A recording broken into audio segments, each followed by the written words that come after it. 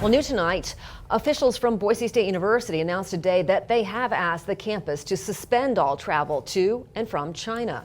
Now, this affects faculty, students, just about everybody. CBS 2's Erica Lee tells us the decision comes after the State Department issued a Level 4 travel advisory. She's at the live desk with the story. Natalie and Brent, while there have been no reported cases of the coronavirus on the BSU campus or anywhere in Idaho, school officials are still taking precautions. They say they want to protect the health and safety of students, faculty, and staff and visitors.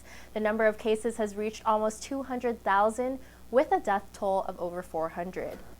BSU officials say the guidance will change based on updated information from the CDC and the World Health Organization, as well as the U.S. Department of State. The vast majority of cases remain in China, but the virus has spread to 27 countries so far. Reporting at the live desk, Erica Lee, CBS 2 News. It's Friday, and the State House, the People's House, becomes a ghost town by mid-morning as lawmakers head home early for the weekend. Let's take a look at some of these committee meetings for Friday. Oh, no meeting scheduled, no meeting scheduled, no meeting scheduled, no meeting scheduled. It's a time-honored tradition that lawmakers leave early on Fridays, at least at the beginning of the session. But why is that?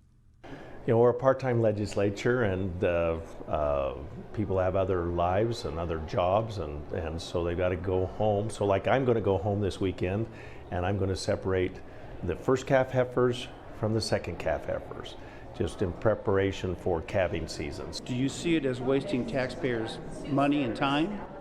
No, I don't see it as a waste, but you know, I think it's a way to recognize that those people have made a significant sacrifice to come here. And, you know, in the wintertime, you're better driving in the day than you are at night. And so I think there's some reasons for it. What's your thinking? Well, I think for the out-of-town legislators, they want to get to see their constituents. It's an election year. There's a primary in May, of course, and then there's a general election. So, traveling from North Idaho to Boise. It's about a 6-hour drive for me. Yeah. Right. I mean, it's. But I don't usually leave until 3 or 4 in the afternoon, even when I'm driving. And if I'm catching a flight, it's usually 3 or 4 in the afternoon too. I don't see it as a waste at all. I think in order to be able to do the work that they have to do, they need a few minutes downtime and with their families and to take care of business needs. And like I said, while they're here in town, and even those that live here in town, it's pretty much a 24/7 availability. And that is true when lawmakers are here in town in Boise. They work long days, and when the legislature really starts gearing up, and that's going to happen as February arrives, they spend much longer times debating more controversial bills, and they don't leave as early on Fridays as they do in January. Live at the State House, Scott Logan, CBS 2 News. A woman in Vale, Oregon is trying to keep her dog rescue operation as the city threatens to cite her for ordinance violations. CBS 2's Trevor Fay spoke with the rescue and the city about this issue. He joins us live. He's here in the studio. That's right, Natalie. Krista Branham Meadows McCombs and her family have run dog rescue operations since 2003. McCombs is currently working out of her small home in Vale, Oregon, but the problem is she has too many dogs.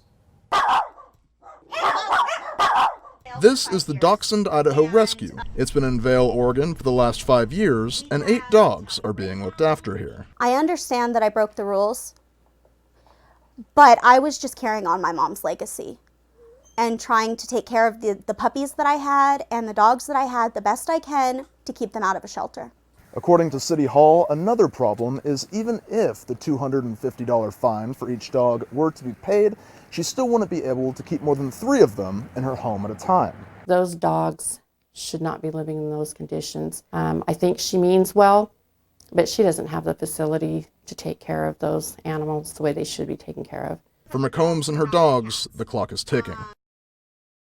It's 2 weeks before Kuna and the Vale government cite her and remove the extra dogs from her property. But she tells us that she's going to try to find those dogs homes before that happens. In the studio, Trevor Fay, CBS 2 News.